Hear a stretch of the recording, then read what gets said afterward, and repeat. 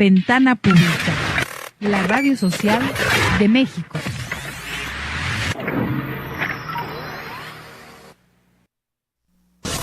Bienvenidos a Ventana Pública, la radio social de México.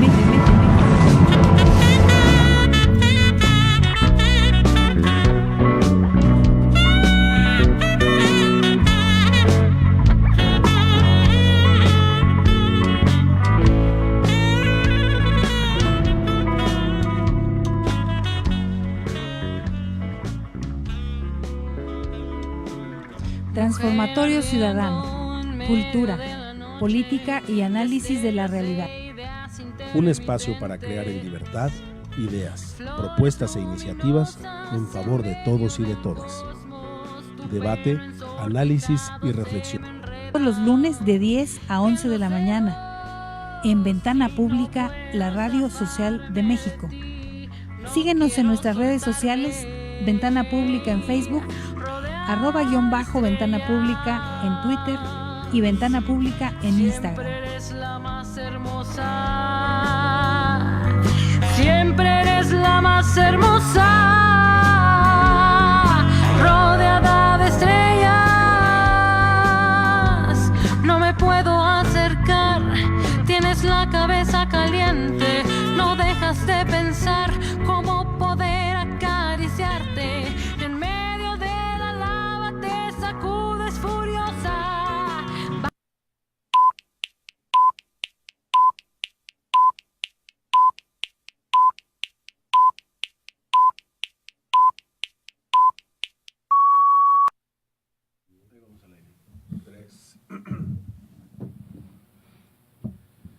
Muy buenos días, amigas y amigos de Transformatorio Ciudadano. Muchas gracias por enlazarnos como cada lunes aquí en Ventana Pública, la radio social de México. Voy a saludar a mis compañeros y amigos que el día de hoy nos permiten llegar hasta sus aparatos receptores, que ya no son de transistores, ahora son smartphones, tablets y todos los dispositivos con los que, gracias a usted, podemos seguir en pie en este espacio. Saludo a mi compañero amigo Raúl. Gracias, Raúl Ramírez, escritor, periodista, productor, el día de hoy, como cada lunes, haciendo posible esta emisión. Buenos días, Pablo. Buenos días a nuestros amigos que nos escuchan y nos ven. Buenos días, mi. Y tenemos hoy manteles largos, tenemos un invitado de lujo aquí en Transformatorio Ciudadano, Mijael Beder, que el día de hoy nos acompaña para hablar de temas muy, muy interesantes. ¿Conoce usted a alguien que haya pisado los 5 continentes? ¿Conoce usted a alguien que haya hecho cine, teatro, tele, música? Bueno, pues el día de hoy lo tenemos aquí en cabina. Es un honor para Transformatorio Ciudadano tenerte aquí, Mijael. Bienvenido, esta es tu casa. Muchas gracias. Buen día. Hola, Pablo. Hola, Raúl. Me da mucho gusto estar aquí. Es una sorpresa. Siempre las cosas inesperadas son los mejores. Así es. Bueno, pues austrochilango, pues si usted se pregunta de origen, siempre digo yo que no decidimos ser mexicanos, pero sí decidimos seguirlo siendo. Y el día de hoy tenemos un invitado que ya es mexicano, nacido en Austria, pero avecindado aquí en nuestro país. ¿Hace cuánto, Mijael? Yo llegué aquí el 1 de marzo de 1968. Quiere decir que acaba de cumplir 50 años de pisar estas tierras maravillosas. Muy bien, pues entonces ya prácticamente podemos darle trato parejo. Sí, claro. ¿No? Uh-huh. Y como chilango. Como chilango. Como chilango. Y entre otras cosas, entre otras actividades, Mijael ha dirigido una cantidad muy importante de películas. Es un gran cineasta, es un gran dramaturgo, es un gran productor. Ha hecho muchísimas cosas que ahora vamos a ir abordando a lo largo del programa. Vamos a establecer un link, si los productores... buenos días, productores.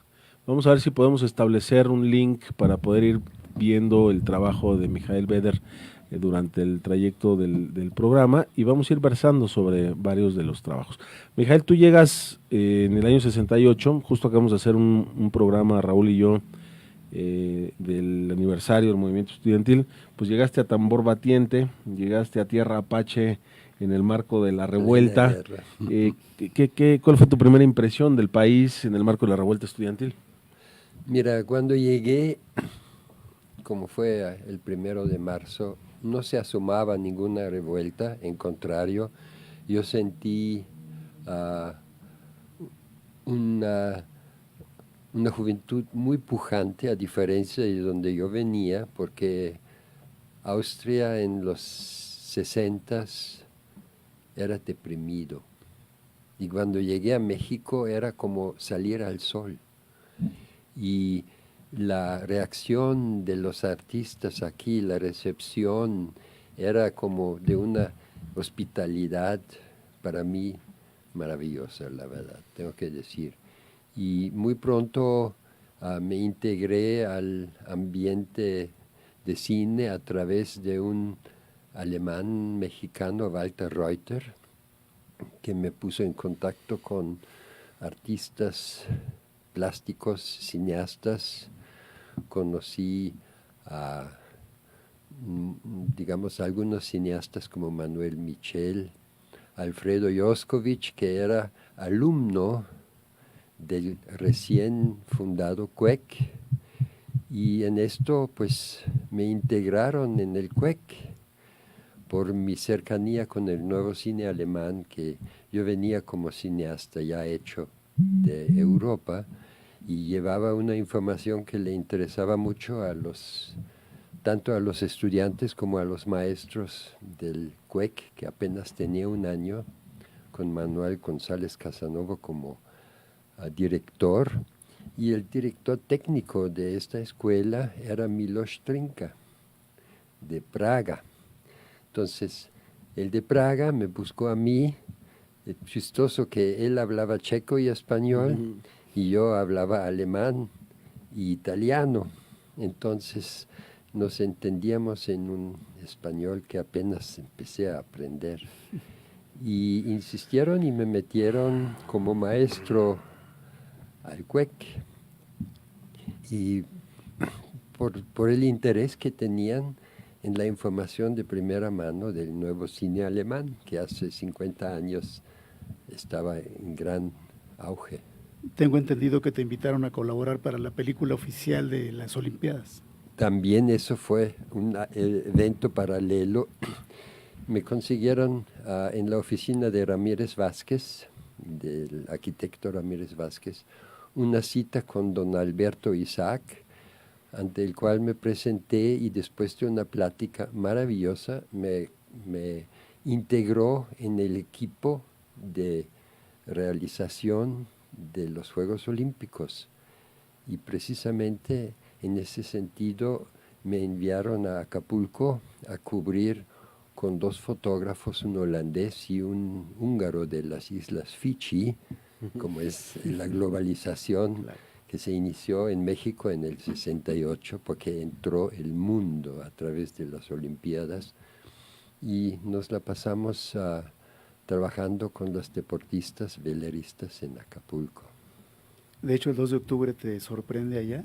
Me sorprendió allá, pero yo tuve una cercanía muy cercana con el comité de lucha. Yo vivía en Coyoacán, rentaba el primer piso de una casa, por casualidad de la vida, ahí me invitaron a vivir, y era la hija del asesor más cercano de Díaz Ordaz. Entonces, los muchachos que venían corriendo después de pegar los pósters de las asambleas, perseguidos por los policías, se reunieron en mi casa en Coyoacán. Y ahí tuvimos muchas discusiones.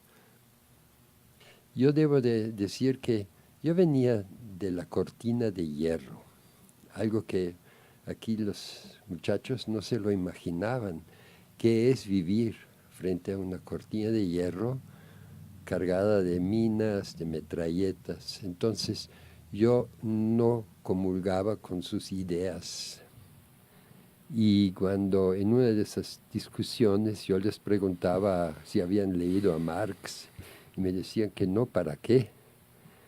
Entonces me dijeron, cuando llegamos al poder, tú vas a ser el primero que vamos a fusilar.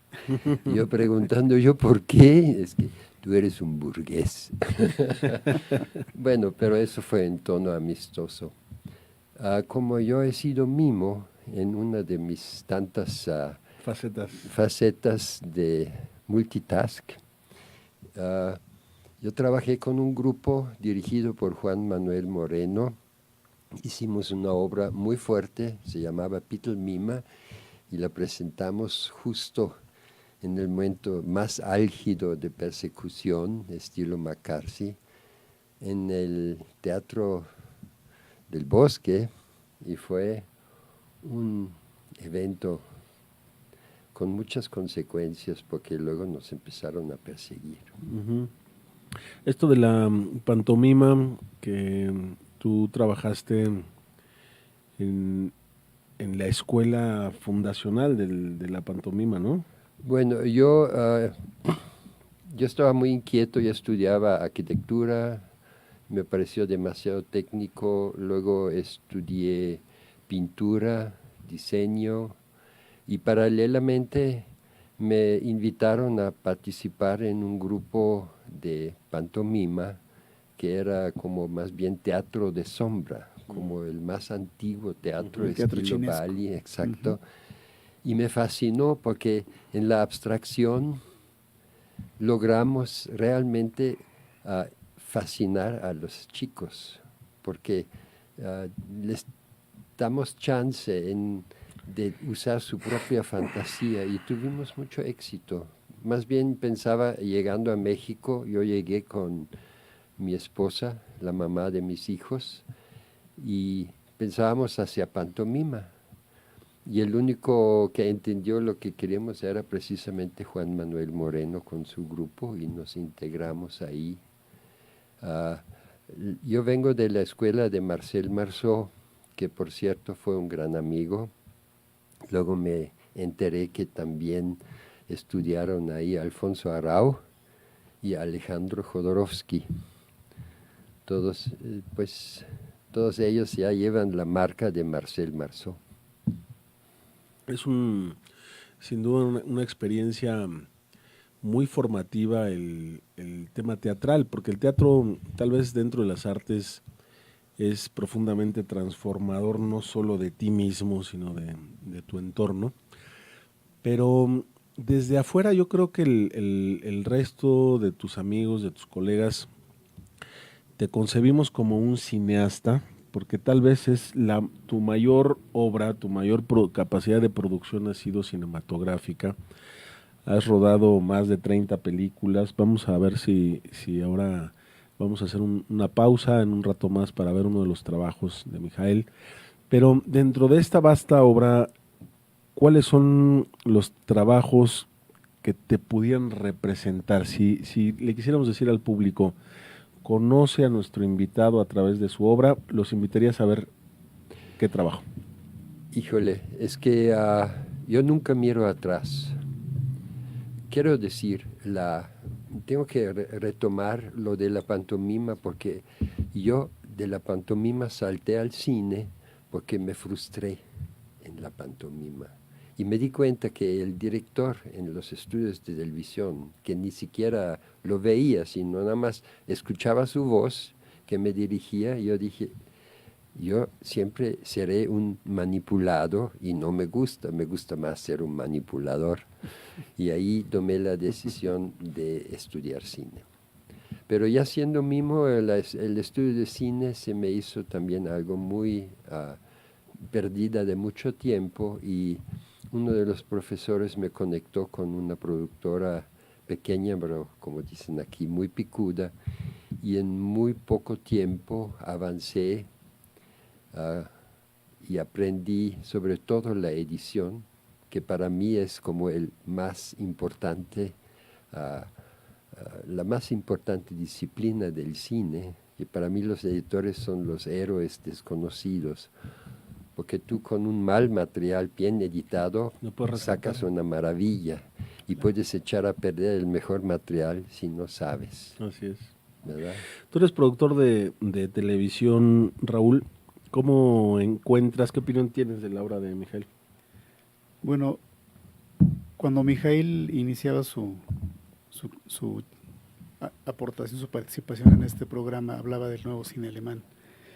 Yo creo que una de las grandes aportaciones del cine alemán son finalmente estos larguísimos planos secuencia que revolucionaron al cine en el mundo. Sí. Y creo que esa visión particular está impresa en tu obra. No sé hasta qué punto también se ha colado esa visión artística a tu trabajo publicitario, que también es de muy alto nivel. Sí, mira, yo tuve un problema llegando, voy a hablar de política.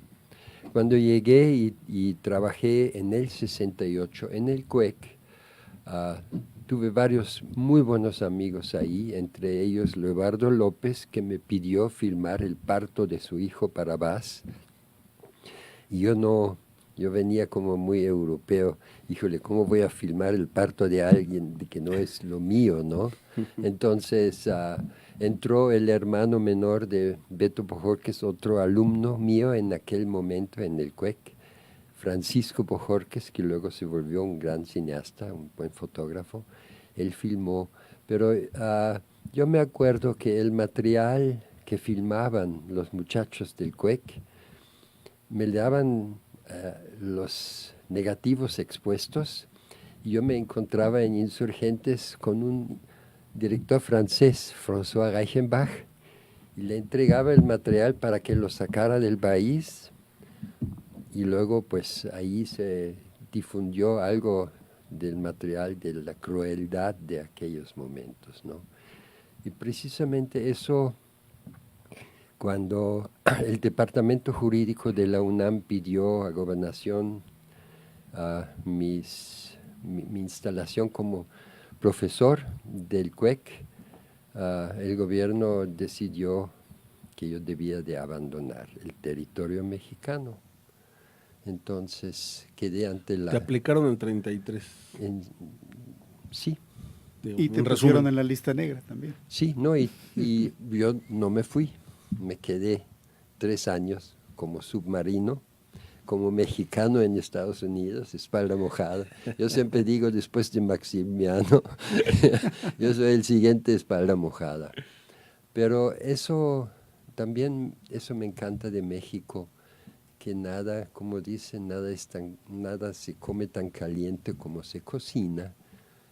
Y después de 3 años sin papeles, me dieron permiso de trabajo y todo, porque con mi conocimiento, sobre todo en el ámbito musical, empecé a hacer una serie con Carlos Velo, con Angélica María, una serie musical producido por Jaime Jiménez Pons, La novia de México, y pues empecé a trabajar ya como Dios manda. Pero de manera muy acelerada, digo, tu incorporación cultural a este país te lleva a empezar a hacer trabajos sobre nuestra realidad nacional. Ya como mexicano incluso te metes al tema de las policías comunitarias, haces un documental que tuvo resonancia internacional muy, muy interesante, que tuve oportunidad de ver. ¿Y qué impresión tienes tú respecto al tema de las policías comunitarias? Evidentemente lo plasmas en tu documental, pero quienes no han tenido oportunidad de verlo, ¿qué nos podrías comentar de ello? Pues creo que a veces la justicia pierde el sentido común, y sobre todo meterte a la alta montaña de Guerrero en sí es un riesgo muy grande, y me di cuenta que los malos estaban libres y los buenos estaban encarcelados, y es un poco el absurdo, es como algo que no debe de ser, y me motivó. Yo fui allá a hacer una pequeña nota con un colega mío sobre ese tema para la televisión del habla alemana, y me impactó a tal grado que yo decidí alargar el proyecto y hacer un documental de 40 y tantos minutos, integrando opiniones muy encontrados, ¿no? Por ejemplo, Javier Oliva, el obispo Raúl Vera, el abogado Juan Velázquez y los mismísimos jueces y policías comunitarios. Y pues mi conclusión es que uno de los más grandes problemas que yo veo aquí es precisamente el problema de la injusticia, o la impunidad, o la justicia falsa. Es tal vez el tema toral. ¿Y qué opinión te merece en esta espiral sin fin de la historia que alguien como Nestora Salgado sea ahora senadora de la República? Me satisface profundamente, porque si con ella se han cometido las peores clases de injusticia, una infamia realmente. Yo he estado en Olinalá, no una vez, varias veces. Una vez me ofrecieron que uno de los policías ministeriales se ofreció a asesinar a la persona que yo quería si le pidiera eso. Me di cuenta, y eso fue hace muchos años, eso fue en el 89, que fue la primera vez a Olinalá. Y no doy crédito que esto es posible. Ahí es donde para mí empieza algo que no debe de ser. Sí, bueno, tal vez es el tema toral, ¿no?, de este país. Claro. El subdesarrollo de México está basado en varios pilares. Uno de ellos es evidentemente la injusticia, otro de ellos es la inequidad. Son peleas cotidianas para poder revertir este tipo de males. El país está entrando en una nueva etapa en donde todos y todas debemos contribuir a erradicar esos males. Vamos a ver unas imágenes aquí con nuestros productores de uno de los trabajos que ha realizado Mijael Vetter. Vamos a ver con Natashka Nikeprelvik. ¿Está bien? Es un trabajo que tenemos aquí puesto en el YouTube, que es un link que vamos a compartir ahora con nuestros usuarios. A ver si nos puedes comentar ahora algo de ello. No. Espérame. Perdón, aquí agarraron un tocayo mío. Es muy interesante porque tengo un tocayo, ¿no?, de la misma edad que desgraciadamente ya nos abandonó. Se llama Mijael Vetter y es experta en música zen y ha vivido años en monasterios zen en Japón. Entonces yo recomendaría que saltamos a mi tocayo y buscamos a otro Mijael Vetter que también está ahí, el cineasta, si es tan amable. Correcto. Mientras yo te quiero preguntar algo, Mijael. En 2013 tú recibes la Cruz de Oro al mérito que otorga la República de Austria, y la televisión austríaca te nombra como representante y corresponsal para México y América Latina. ¿Qué implicaciones tiene esto en tu trabajo profesional y tu trabajo artístico? Bueno, primero fue la acreditación que pasó en el 83, lo cual me dio chance de hacer proyectos que aquí no se pueden hacer por una innombrada censura. Entonces trabajé sobre los problemas económicos y políticos en features, se llaman, en proyectos de 30, 40 minutos. Y posteriormente, 20 años después, 30 años después, en el 2013, sí, así me dieron esta condecoración. Yo creo que yo veo a las condecoraciones como a los premios de cine. Por eso yo nací en una guerra, yo nunca miro atrás, siempre miro adelante, porque vivimos en el planeta de las repeticiones. Yo nací en una guerra, no quiero morir en otra, la verdad. Pues modestia aparte, Mijael ha recibido muchos reconocimientos en muchos países, en los 5 continentes, ha intervenido, yo creo que de los festivales más importantes del mundo, ha estado en Cannes, ha estado en los Emmy, ha estado siempre pisando los momentos trascendentales en el mundo de los trabajos audiovisuales, pero efectivamente tal vez el mejor proyecto es el que viene adelante. Sí. ¿Qué proyecto tenemos en puerta, Raúl, para poder combinar siempre talentos, combinar recursos? Raúl es un gran articulador alrededor de su talento, de hombres y mujeres que hacen posibles cosas interesantes para el país. ¿Qué tenemos en la mesa para compartir con el auditorio, Raúl? Bueno, yo quisiera darle la primicia de un proyecto que estamos por iniciar, que ha llevado largo tiempo la planeación y que tengo el privilegio de compartir con Mijael y con Pablo, un director de cine y un fotógrafo excepcional. Y es un trabajo que tiene que ver con la historia, con la recuperación, ahora que nos hemos enfocado tanto en la cuestión de género, en la equidad, en la integración, en la inclusión. Este proyecto tiene que ver con la vida de mexicanas que han marcado la historia de México. Y es un proyecto que empieza en la antigüedad y que termina en nuestros días. Es la propuesta de 2 temporadas en las que el ojo artístico de Mijael y la visión cinematográfica de Pablo van a articular este proyecto y recupera la vida de mujeres excepcionales. Inicia en la antigüedad con una poeta, una poetisa de altísimo nivel, Macuilxochitzin, y termina en nuestros días con gente de la cultura, de la política, y que tratamos de recuperar esta historia como una forma de contribuir a que esta equidad, a que este reconocimiento histórico sea pleno.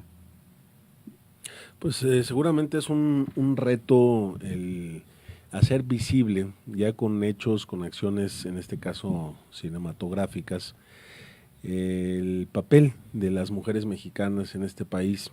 Es sin duda el motor fundamental en el desarrollo de nuestra vida nacional, y la construcción de esta temporada seguramente va a permitirnos, junto con la audiencia, reivindicar el papel de la mujer, que en la escritura tradicional pareciera ser que son los varones los artífices de la historia, cuando hay mujeres trascendentales en nuestra vida patria, y es el objeto de esta serie. ¿Qué expectativas tenemos? Yo quiero decir además públicamente que se puso un poco en la congeladora este proyecto por mi culpa, pero vamos a ir a reanudar las tareas para ocuparnos en el desarrollo de esta serie.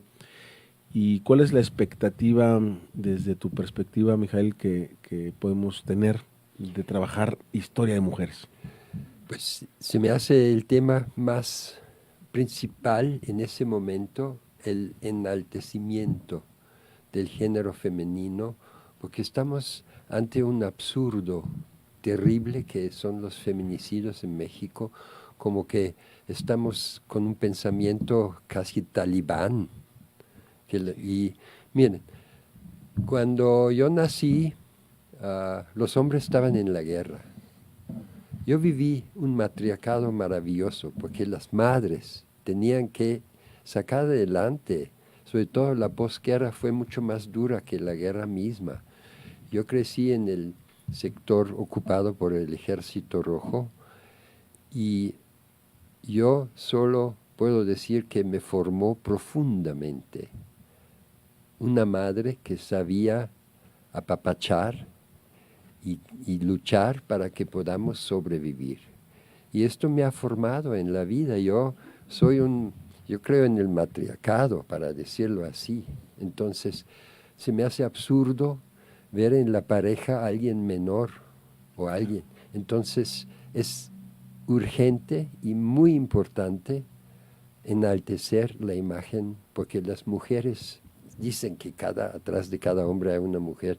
Es terriblemente cierto. Hay hombres enanos con grandes mujeres. Claro. Entonces, yo creo que hay que darle justicia a eso que no se quiere ver, que hay heroínas a lo largo de la historia del hombre. Sí, llama la atención, De por acuerdo. ejemplo, que en este proyecto vamos a realizar el piloto sobre Carmen Cerdán, algo que habíamos platicado largamente. Ajá. ¿Y por qué Carmen? Porque en realidad una de las artífices del levantamiento de 1910 fue precisamente ella encabezando a un grupo de mujeres que articularon toda una red de espionaje en contra del porfiriato. Y la idea es presentarle al público esa actividad prácticamente clandestina que influyó en este movimiento para desembocar en el levantamiento del día 20 de noviembre, que en realidad íbamos a celebrarlo el 18, cuando la policía entra a casa de los hermanos Cerdán y los masacra, ¿no? Prácticamente. Ajá. Pero Carmen sale y hace una arenga desde el balcón. Y echa el primer tiro. Echa el primer tiro y en esta arenga invita a los poblanos a apoyarla y le dice, no nos dejen solos, esta lucha es por ustedes. Y esta idea también es de desmitificar aquella idea de la soldadera, ¿no? La mujer que acompaña al guerrero, al hombre de armas, y que es como un accesorio. En realidad Sí, aquí la idea es presentar este Como trabajo artífice, ¿no? como Sí. artífice y también como una parte importante de difusión de las ideas libertarias. Entonces vamos a entrar a un terreno muy interesante, amigas y amigos, en donde en este colectivo vamos a ir haciendo realidad esta visibilidad de la mujer en el transcurso de la historia. Vamos a ir a lo largo de 13 personajes, vamos a hacer este piloto en Puebla, una ciudad muy emblemática. Vamos a trabajar junto con Mijael, junto con Raúl, junto con nuestro amigo tutocayo de apellido historiador, que nos va a dar todo el soporte documental. Así es, Alfredo Hernández. Alfredo Hernández va, ya ustedes lo conocen, estuvo en este programa el lunes pasado, varios lunes atrás, y seguramente vamos a encontrar en nuestra propia historia razones para poder reivindicar la figura de la mujer. Justo llegamos a la conclusión de llevar a cabo trabajos concretos. Acabamos de terminar una película sobre el feminicidio. En las próximas semanas vamos a estar presentando una propuesta integral de política de Estado para erradicar el feminicidio en ambas cámaras. Y por supuesto que esta serie va a venir a contribuir de manera drástica a fortalecer el papel protagónico de las mujeres en nuestra vida patria. En ese marco hay varios personajes. Vamos a hacer este piloto con Carmen Cerdán, está la poetisa prehispánica, pero ¿qué otros personajes vamos a explorar, Raúl? Bueno, trabajando con un grupo de historiadores, encontrábamos, por ejemplo, en la historia de doña Marina, la Malinche, que trae ahí un estigma de toda la vida, ¿no? De traición y de algunos adjetivos muy, muy difíciles de llevar. Y revisando la literatura de la época, a Bernal Díaz sobre todo, y las cartas de relación, encontramos por ahí una declaración en la que este historiador plantea que a partir de ese momento ya llamará a Cortés como negociador y le da el epíteto de Malinche. Malinche era el negociador o los negociadores que se sentaban con los grandes señores a conversar. Entonces, doña Marina no era la Malinche, era en realidad una negociadora y una traductora. Y entonces sobre ese trabajo también buscamos desmitificar y quitarle ese gran peso que él ha señalado siempre como parte de una traición, por ejemplo. Lo que es la ignorancia, ¿verdad? Así es. De no entender que la palabra Malinche quiere decir negociador. Eso es increíble, pero Pues vamos a ir vamos a ir descubriendo muchas cosas. Quiero agradecer a todas las personas que nos están haciendo favor de enviar mensajes de agradecimiento, de saludos a nuestro invitado. Gracias Santiago, gracias Ciliana, gracias Arturo Israel. Hay muchas personas que mandan felicitaciones por el invitado. Gracias Irma Bautista. Y voy a tratar de mencionar a los más posibles. Gracias a Semlet, gracias a Laura Mejía, gracias a Eduardo, Hay muchas personas que el día de hoy están sintonizándonos, muy interesantes, señalan las intervenciones de nuestro invitado, y sobre todo está levantando ya mucha expectativa el poder hacer trabajo con las mujeres. Me gustaría que hiciéramos una pausa para poder ver el trabajo de Mijael, porque la mejor manera de hablar de una persona es conociendo su trabajo. Hay aquí un fragmento que vamos a ver denominado Justicia Injusta o Injusticia Justa, un planteamiento muy dialéctico, Mijael, en términos de lo que comúnmente se puede conocer como justicia, esto que tú planteabas de tener a los buenos en la cárcel y a los malos libres. Parece que es la moneda de cambio en este país, un trabajo de alto riesgo que se hizo en la alta montaña de Guerrero. Vamos a ver un fragmento, después vamos a regresar a comentarlo. Si usted tiene posibilidad de seguirnos en este link, hágalo, haga sus comentarios también a través de nuestras redes sociales. Les recuerdo los teléfonos en cabina 21 21 69 22. Aquí en Ventana Pública, la Radio Social de México, estamos transmitiendo en vivo y en directo en nuestro programa Transformatorio Ciudadano, todos los lunes de 10 a 11, con Raúl Ramírez, su servidor Pablo de Antuñano, el día de hoy abordando toda la obra y el trabajo de Mijael Vetter a través de sus más emblemáticos trabajos en materia cinematográfica. Vamos a echar un vistazo a este documental de la alta montaña de Guerrero. ¿Si estás de acuerdo, Mijael? Con mucho gusto, es lo que más quiero, es que se vea lo que hago. Adelante, vamos a verlo, productor, y regresamos, por favor. Ya lo encontré. Sí, un fragmento. Es que hay una cosa que se llama caleidoscopio al principio.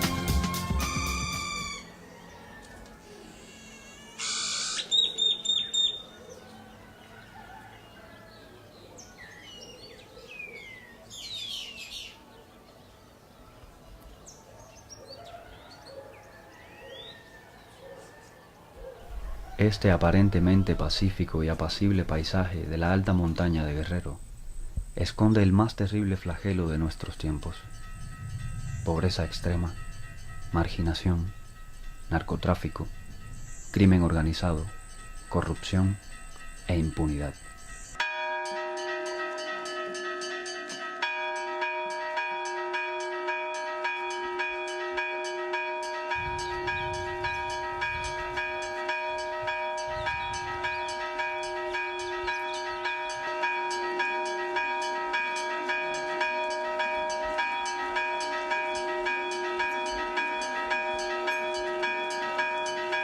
En respuesta al constante acoso a la población por bandas criminales, en complicidad con las autoridades supuestamente encargadas de la seguridad pública, en 1995, un sacerdote de las comunidades indígenas de la alta montaña creó la Coordinadora Regional de Autoridades Comunitarias, la Policía Comunitaria. Esta experiencia que surgió en nuestro estado de Guerrero, concretamente en la montaña, nace de nuestro plan de la diócesis de Tlapa. Cuando veíamos las expresiones de pecado que lastimaban la dignidad de la persona, primero eran los asaltos, los crímenes y después las violaciones sexuales. Eso fue lo que caló en lo más hondo del alma del pueblo. Y estos temas fueron creando conciencia en el pueblo de que los problemas están generados Los problemas no son producto de la casualidad, sino que están generados, tienen una raíz, tienen una causa. Y dentro de todo ello, pues fuimos viendo que ha habido un abandono sistemático, intencional, que ha marginado nuestras comunidades.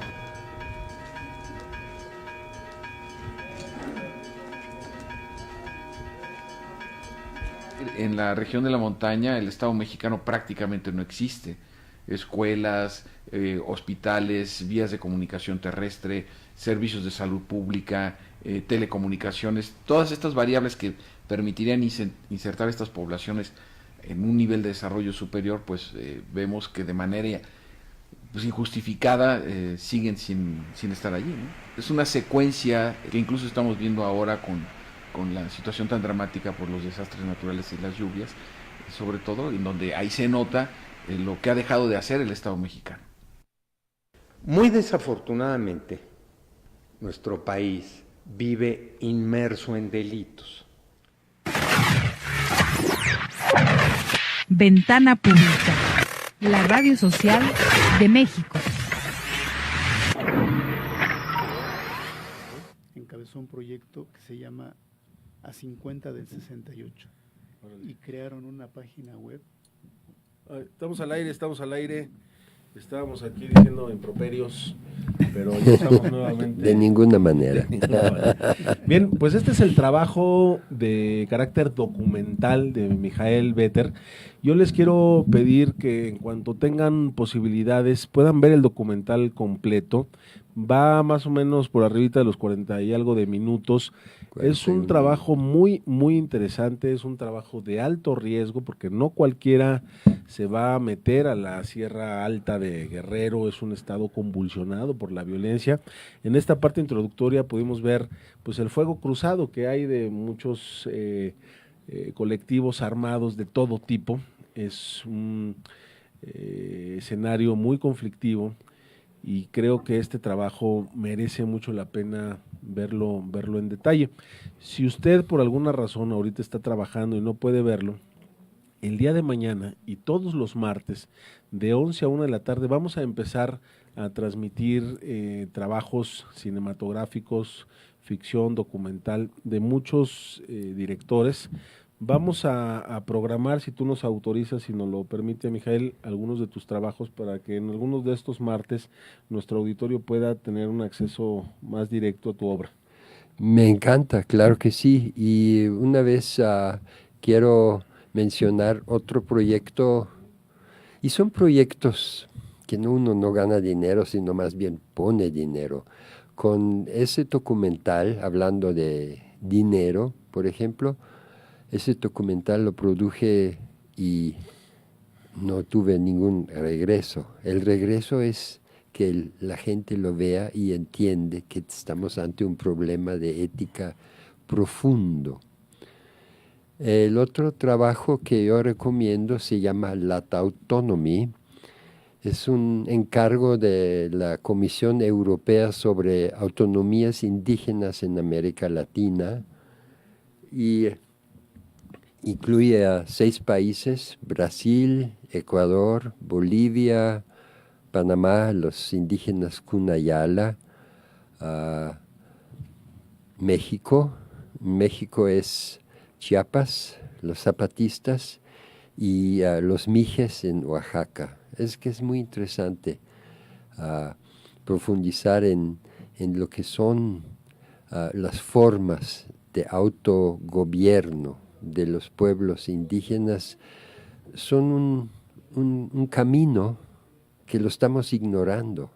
Es un poco como la misma idea de la policía comunitaria, porque en estas gestiones, por ejemplo, en la alta montaña, mientras dejaban funcionar a las policías comunitarias, el crimen diario se redujo en un 95%. Por eso es tan triste e infame que a los policías que son del pueblo, que no son pagados, sus armas son cualquier fusil para matar a conejos, y los meten a la cárcel cuando realmente están creando una paz en sus comunidades. Y la policía tiene que ser del pueblo, obvio, como se conocen. Y esos policías no son corrompibles, porque a los 2 años tienen que entregar su arma y volver a trabajar su parcela. Como ejemplo, una mujer que atiende una cocina, una cocinera, de repente la nombran juez y sus sentencias tienen más sentido que muchas de la Suprema Corte de Justicia. A tal grado voy. Sí, ese es seguramente el tema toral de la justicia, la impunidad, la impartición, administración de justicia, tal vez es el gran talón de Aquiles de nuestro régimen político. Sí, una asignatura pendiente de los gobiernos y sobre todo lo que tiene que ver con las etnias. Sí. Porque el indígena, además de su condición socioeconómica, es marginado porque tiene deficiencias para comunicarse, porque no hablan algunos español, y que además tampoco hay una defensoría indígena, ¿no? que sea efectiva. Yo creo que ahí esa es una de las asignaturas pendientes y tiene también que ver con la impunidad. Durante décadas las etnias han sido vejadas, han sido marginadas, han sido utilizadas, y a pesar de todo, esa riqueza cultural que ellos defienden sigue viva. Sí. Pues aquí tiene usted la vida y obra de un mexicano hoy día paisano en todos sus derechos en ejercicio, metido al tema de explorar cuáles son nuestras raíces, cuáles son nuestros esquemas originarios de organización. Vale la pena ver y conocer y aprender de la obra de Mijael Beder. No se pierda todos sus trabajos y tal vez en contraparte al trabajo pues casi antropológico que él ha realizado, prácticamente antropológico porque ha estado inmerso en estos grupos poblacionales. En contraparte tenemos el glamour de lo austriaco, tenemos el glamour de su trabajo en el gran castillo de Chapultepec. Sí, bueno. Y ha intervenido obras muy, muy interesantes. Siempre La sangre llama, y también no pudo dejar de lado el abordar uno de los temas que unen a nuestros pueblos. México y Austria no solo hemos sido unidos por un gobernante, por un emperador, sino alrededor de eso hay mucha historia, incluso en el marco del revisionismo histórico, que pone en tela de juicio los libros de texto, para ser preciso. Me refiero particularmente al fusilamiento de Maximiliano.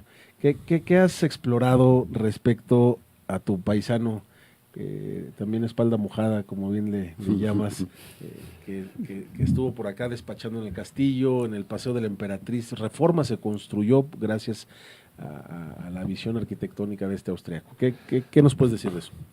Bueno, como es una investigación en curso y yo tengo firmado un non-disclosure agreement, como se dice, que no puedo realmente hablar del proyecto, pero obviamente el tema de Maximiliano es que ahora hay una fecha muy importante, que es en el año 38, México fue el único país que protestó por la anexión de Adolfo Hitler de Austria. Cuando entraron las tropas alemanas en Austria, el único país que protestó por ello es México. Y hoy estamos celebrando la Embajada y el Ministerio del Exterior, en conjunto con México, están organizando mesas y discusiones y proyecciones que se llama Historias Cruzadas, y empieza con Maximiliano y llega hasta hoy, ¿no? Porque hay una emigración. México ha sido receptor de una emigración muy importante de los austriacos. Tenemos héroes mexicanos como Gilberto Bosques, que es una historia fantástica. Muy poca gente sabe que hay mexicanos que debían de tener el Premio Nobel de la Paz. Este hombre que salvó muchísimas vidas. La Gestapo tomó preso en Marsella a todo el consulado mexicano Eso tampoco muy poca gente sabe, que estaba preso Gilbert Bosques y sus más cercanos colaboradores, y se logró un intercambio de espías alemanes de México para librar a Gilberto Bosques. Es un tema de otra película que podíamos presentar. Interesantísimo, ¿no? Sí, además hablas también de este exilio austriaco. Llegaron grandes músicos, grandes literatos, Pintores. cineastas, pintores. Y en alguna ocasión tú comentabas que tú eras un autoexiliado, porque tú has sido un puente de enlace entre México y Austria. Tú has llevado a México a Austria y has traído a Austria a México.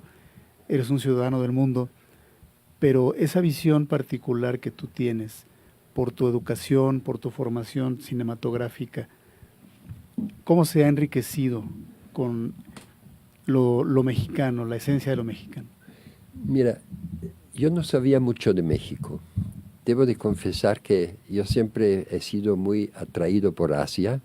Quería ir a la India, tenía ya un plan de irme a la India. Tenía un hermano ahí como del Instituto Goethe, ya tenía donde caer. Y llegó la guerra de los 7 días y se cerró el canal de Suez y perdí mi boleto en barco de Marsella a Calcuta.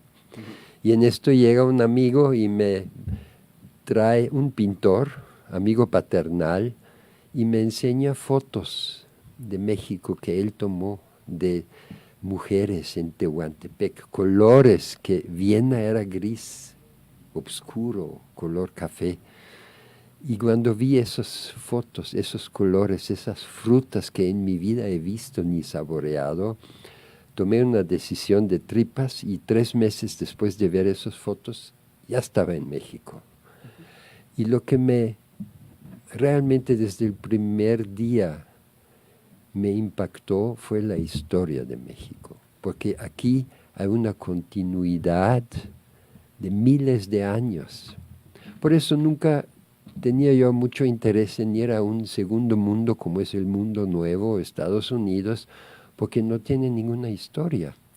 Es un país de 200 o pico años contra México que tiene miles de años de continuidad. Y esto, con mi madre historiadora, a mí me fascinó de sobremanera. Y debo de decir que hice muchos trabajos para el Instituto Nacional de Antropología. Estoy muy orgulloso de esos trabajos.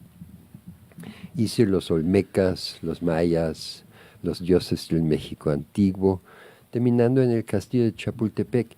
Pero México es un sitio arqueológico que da para un siglo más, porque la mayor parte de la historia de México sigue escondido bajo tierra, oculta, y es algo que a cualquier persona con un espíritu de investigación y aventura, pues es un mundo enorme.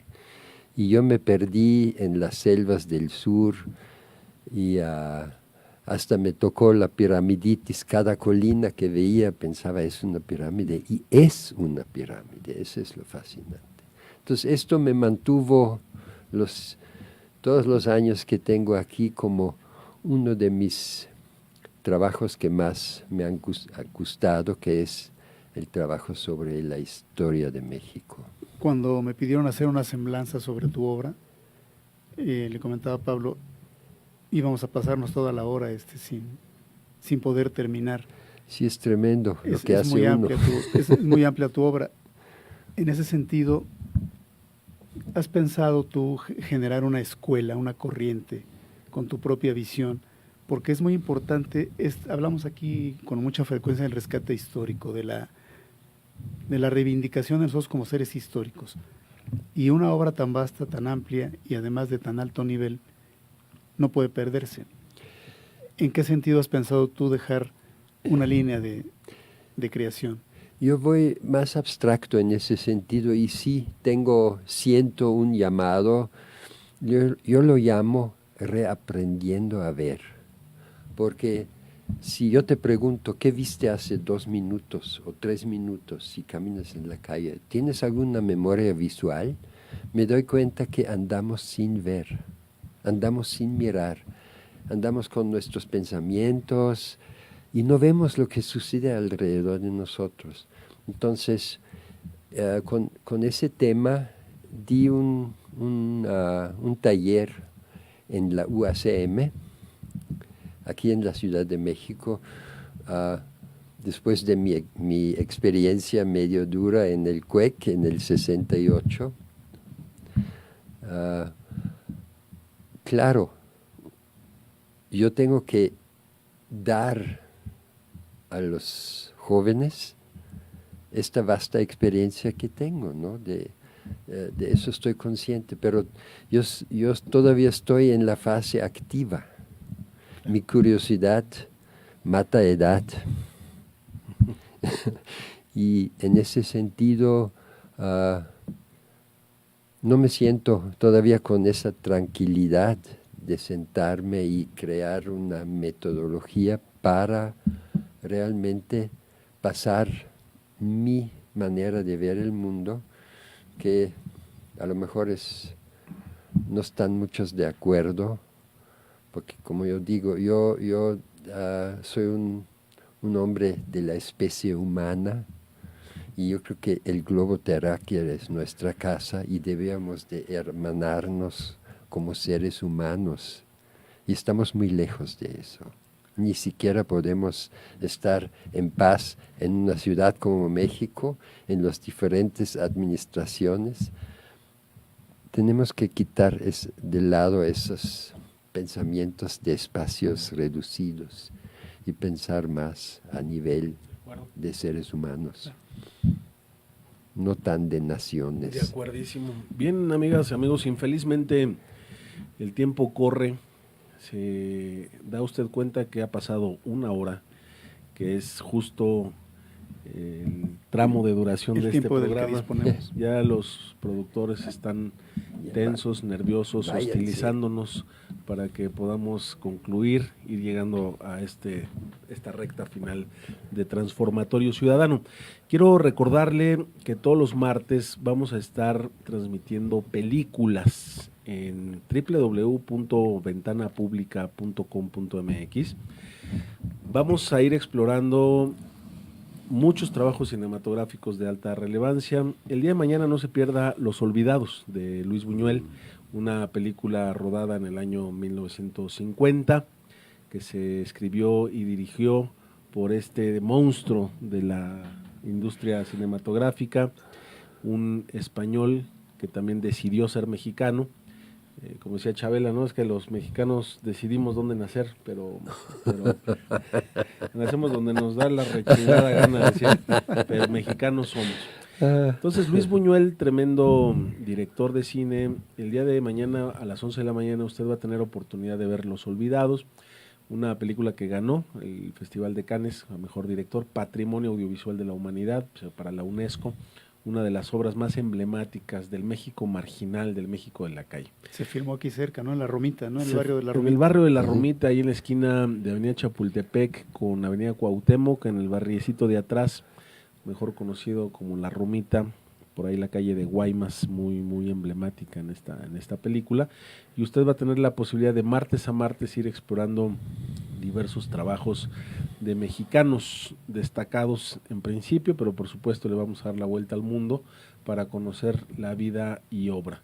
Aquí nuestro productor también nos está informando que vamos a transmitir también el día de mañana el cortometraje La Ley de Dios, que tuve la oportunidad de escribir y dirigir hace ya bastantes años, que tiene un punto en común con Los Olvidados, que tiene que ver con el trabajo comunitario. La Ley de Dios es una película que rodamos en La Pastora, en Gustavo Amadero, uno de los barrios más violentos de la ciudad, en donde con la comunidad construimos la historia, construimos a través de un taller de actuación con los muchachos, una experiencia muy enriquecedora, para mí muy, muy determinante, porque además fue el cortometraje que nos permitió arrancar la etapa de institucionalización. ¿Es tu ópera prima? yo había hecho muchos documentales antes. Esto es un género muy singular, porque tampoco es mockumentary. Es justo esta corriente de los olvidados, de Ciudad de Dios en Brasil, y La Ley de Dios, pues es una historia en donde es el mismo barrio el protagonista, la gente de la comunidad, y es un cortometraje que vino a consolidar el trabajo del colectivo donde hemos venido participando. Tal vez la que yo tengo en el radar como ópera prima fue La Huésped, que fue mi primer largometraje, que vino un año después. Pero sin duda La Ley de Dios es un corto muy aleccionador, porque además permite explorar de manera muy íntima a chicos internos del tutelar de San Fernando. Es una película que acaba en documental. Es un género muy, muy singular. Si tienen la oportunidad de mañana seguirnos. Yo lo llamo la docuficción. Docuficción es un pero además multipremiado, ¿no? Este trabajo multipremiado y que te abrió la puerta a la palestra internacional de alguna manera. Así es. Sí, fue un trabajo que llamó mucho la atención, sobre todo en España, que recibimos una comitiva de algunos festivales que vinieron sobre todo a reconocer la práctica, ¿no? Pues no es una producción comercial ordinaria, y la verdad es que los chicos que participaron de ahí después se arrancaron con una carrera actoral, con una carrera de producción. Logramos disfrutar. Les pusiste el virus. Sí, los infectamos del virus del cine, y afortunadamente lo siguieron desarrollando. Pues el día de mañana, martes, no se olvide de sintonizarnos a partir de las 11 de la mañana, de 11 a 1, vamos a ver Los Olvidados de Luis Buñuel, vamos a ver La Ley de Dios de Pablo de Antuñano, vamos a seguir martes con martes explorando muchos trabajos audiovisuales ya con la autorización de Mijael. Seguramente estaremos viendo este documental de las policías comunitarias en Guerrero el próximo martes. Si usted así lo decide, puede reproducirlo a la hora que usted considere. Va a estar flotando en nuestra página web. Ya tiene bastantes reproducciones en YouTube tu documental, Mijael, sí. Y no tengo duda que una vez que aquí se transmita van a dispararse también más visitas para que podamos conocer el trabajo y la obra de Mijael por un lado, pero por otro lado también la desgarradora realidad que están viviendo nuestros hermanos de Guerrero, porque además es una realidad que no concluye. En este contexto vamos a llegar a la etapa de las conclusiones. Raúl, pues hemos tenido la fortuna de comprometernos contigo para desarrollar este proyecto que has anunciado. Espero que en breve podamos ya compartir con nuestro auditorio este piloto que lo tenemos anunciado y que ya es hora de poner manos a la obra, ¿no? Sí, es muy importante darle curso. Pongámosle fecha. Vamos a ponerle fecha, pero también vamos a seguir contribuyendo a que esta labor de inclusión crezca. Sí. Le agradezco a Mijael esta oportunidad, también a Pablo el compartir esos micrófonos. Me parece que una de las grandes aportaciones de tu obra a México es precisamente rescatarnos una parte que, como tú dices, hemos seguido caminando sin ver. Entonces, el hecho de que tú nos estés orientando para recuperar ese ojo crítico es muy importante. Sí, es como un despertar. Exacto, ojalá que nuestros amigos del público también se contagien de esto y que a través de la visión de tu propio trabajo tengan una posibilidad de reflexionar y de hacer una introspección para que podamos ser mejores personas y mejores ciudadanos. Sí, y eso hay que decírselo a todos los seres humanos, porque lo que sucede en México sucede en todo el mundo. Es como el género humano del que estamos hablando. Y yo solo puedo decir que a mí me gusta el género humano aquí en México. Por eso vivo aquí y por eso agradezco de estar aquí con ustedes, porque me parece muy importante poder compartir mis ojos y mi visión con lo más con el público más amplio posible, porque nuestra lucha es generar conciencia y reinstalar la ética perdida que necesitamos como especie. Ya lo creo que sí. Muy bien, pues nuestro amigo Raúl, como buen adicto a las buenas lecturas, se dio una vuelta por la FIL este fin de semana. ¿Y cuál es la recomendación, mi querido Raúl, para esta semana? Bueno, esta semana le queremos recomendar a todos un autor sevillano que es fuera de serie, Juan José Millás. Esta novela corta es una obra excepcional desde la sombra, ampliamente recomendada. Todos los títulos de Millás son muy singulares.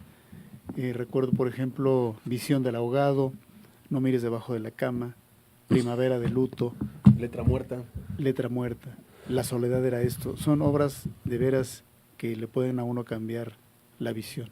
¿Cómo no?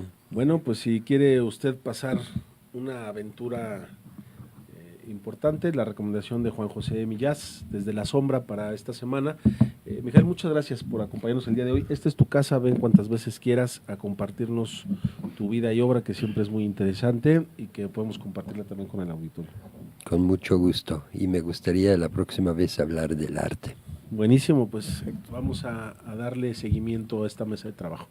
Bien, amigas, amigos, con esto llegamos a la conclusión de una emisión más de Transformatorio Ciudadano, aquí en Ventana Pública, la Radio Social de México. Quiero agradecer a nuestra amiga directora general, Miriam Cruz, que sigue soportándonos en este espacio, con invitados cada vez más taquilleros, porque los likes van muy bien en estas transmisiones, gracias a usted que nos hace favor de sintonizar. Quiero agradecer en los controles al ingeniero Irwin Molina, que nos hace favor de dar el soporte técnico, y a nuestro productor en jefe, César Salgado, que el día de hoy también, como cada lunes, hace posible estas transmisiones.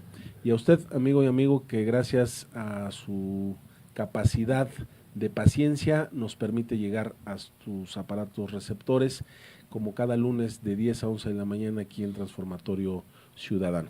Les recordamos, como cada lunes, para empezar la semana, la relevancia de generar cosas positivas, porque de eso dependemos todos. Muchas gracias y buenos días. Buenos días. Buenos días. Ventana Pública, la radio social de México.